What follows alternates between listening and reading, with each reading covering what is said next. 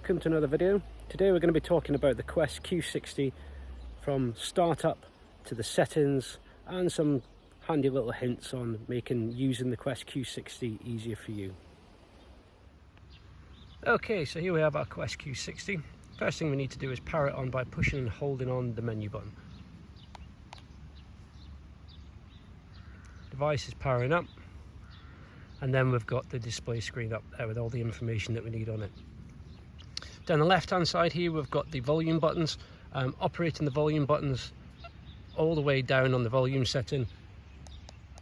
There's 15 levels to it. Once we get to the bottom, you can see the little emblem up there indicating that it's now in vibrate mode, so you'll have no audio, but what you will have is vibrate.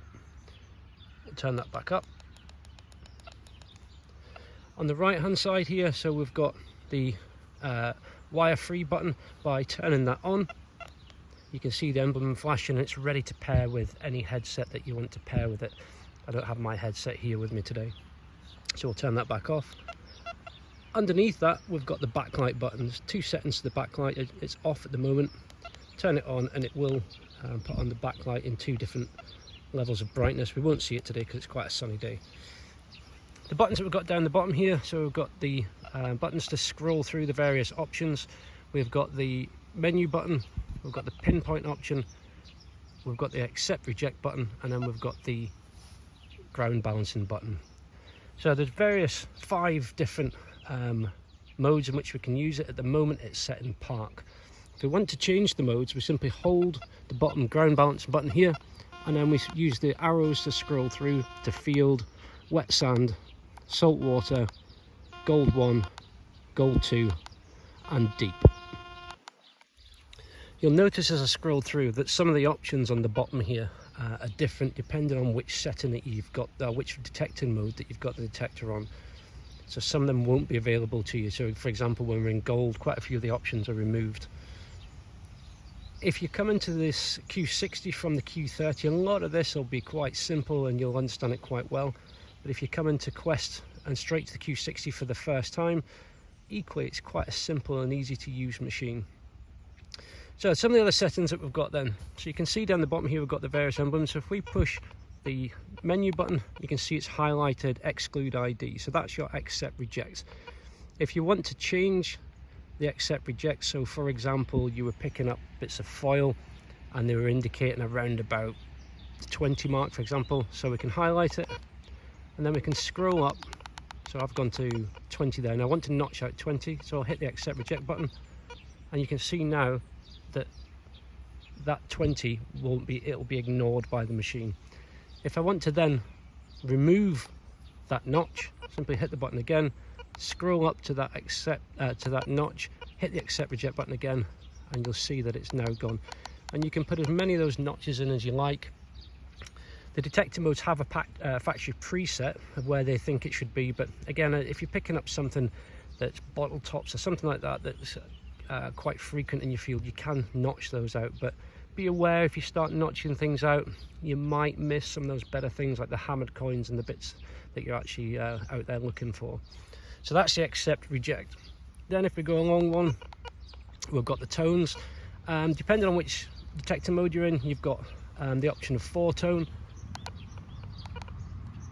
3-tone and 2-tone. 2-tone is basically a dig or don't dig. You'll have the iron sound or you'll have the higher pitch for the non-ferrous targets. All depends on your preference, if you like a noisy machine or you like it to be quiet until it gets a good signal. Personally, I like to work on multiple tones. I like to hear everything that the machine's picking up. That way I can then decide what I'm going to discriminate against, or dig or not dig. So if we then scroll to the next one, we've got the tone break here, so you can see I can go through mid, high. Let's come back to it. So start with the low tone, mid tone and high tone, and what I can do is I can change the point at which where we get those tones, so that if I like the tones to come in at a higher signal, I can go in and I can, so the high tones I can crank it right up, so when we get onto something nice, some of the silvers, it'll really sort of scream. Let's just come back onto it. Equally, if I want the low tones like the iron to come in at a lower grunt, I can change it. So it's basically just the point in which your tones start to give you the different audio. So you can go in there and set it to how you like it. I've pretty much left this Q60 where it is just because I was happy with those tones. So I can easily distinguish between those lower iron tones, those mid-range sort of lower number targets, or the real good screaming targets like the silver coins and that type of thing. If we come past that, we've then got the FE or the Pheasant. All that is, it isn't an iron bias, but it is an iron volume. So the higher you got the setting, you've got 5 settings. So if we run it at 5, you're going to hear all the iron, you're going to hear all those grunts. If you turn it down to 1, the Quest Q60 is going to try and mute out those iron tones. So it again is dependent on how you like to run your machine and what you like to hear.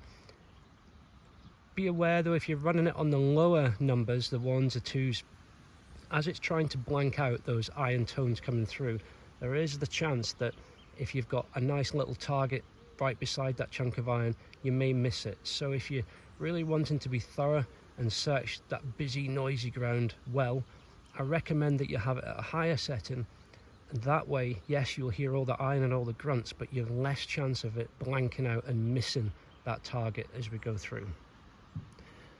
And moving on from there, we've got your frequencies. So you'll see here I've got mine set to 14 where it says it there. I can turn it up, so that's it now at 21, back down to 14, and the other setting we've got is the setting of 5 kilohertz. Really simple. So with the frequencies, the lower the frequency, the better chance that you have of picking up on those higher conductors at deeper depths. It's not as good on the lower frequencies at picking up the smaller items and the low conductors nearer the surface. So if you're looking for small objects near the surface, or you're looking for the low conductors like gold, then I recommend that you work the higher frequencies, the 14 or 21 kilohertz. So for the big chunky stuff that you're looking for a bit of depth, stick the frequency down. For the higher tone, sorry, not the higher tone, but for the objects that are sitting higher in the soil, near the surface, in the plough, then 21 is probably the frequency you want. It will pick up on the low conductors, and it will pick up on the stuff closer to the surface. Let's just turn this down. Okay, so that's the different settings that you've got, and then we've got the different modes. So to change modes, we're going to hold down on the ground balance button, and we can use the cursor so you can see that I'm in park and I'm in field. So park, perfect for what it says on the tin, for trashy areas where it's had a lot of footfall and you're getting sort of bottle tops and things like that. Then we can move over to field. Field's really always been my sort of go-to setting. Again, for working in your ploughed fields, your cultivated fields. Moving over, we've got wet sand. So for working as the tide's gone out and you're following it down to the water line. Then we've got salt water. We've got gold 1 and gold 2. Now you'll notice in the gold 1 and gold 2 that I've got a threshold setting appeared. So if I scroll to the threshold, what that does is it produces a background hum.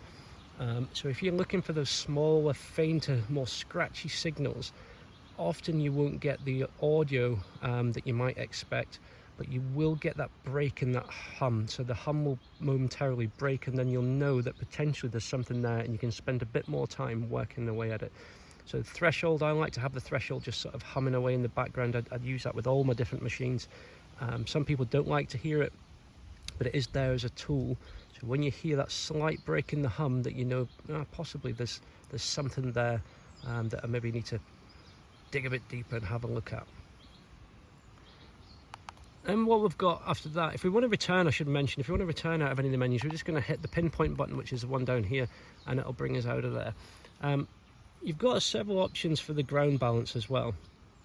So in terms of ground balancing, we can hold the ground balance button and we can pump the coil several times until you get the beep in it once it's found and it's grabbed its ground balance, and you'll get a readout telling you where it's at. If you're using a manual ground balance, then periodically as you detect along, as you move your way through the field, I recommend that you take a few seconds to keep grabbing another quick ground balance. and keep your machine tuned to the ground that you're working on. What you can also do with the ground balance is we can hold in the ground balance button and we can push the menu button, and you'll see up here that it's got the little coil and the arrows, and that's now in tracking mode. So what it'll do is it'll track the ground and it'll look at the mineralization and it will adjust the ground balance for you as you go. It's a nice option. It's not something I tend to use, mainly because most machines take a little while to reset themselves after they've hit on a target, and with the ground balance in tracking mode, that can sort of prolong that. So I tend to use it in manual, and I just pump the coil when I need to. However, if you want to and you don't want to stop and ground balance, you can have it in the following mode, like so. So there we have it, some basic settings for the Quest Q60, how to power it on and the other options. If you've got any more questions about the Q60, then feel free to just ask, stick a message into the comments, and I'll try and get back to you. Until the next video, take care.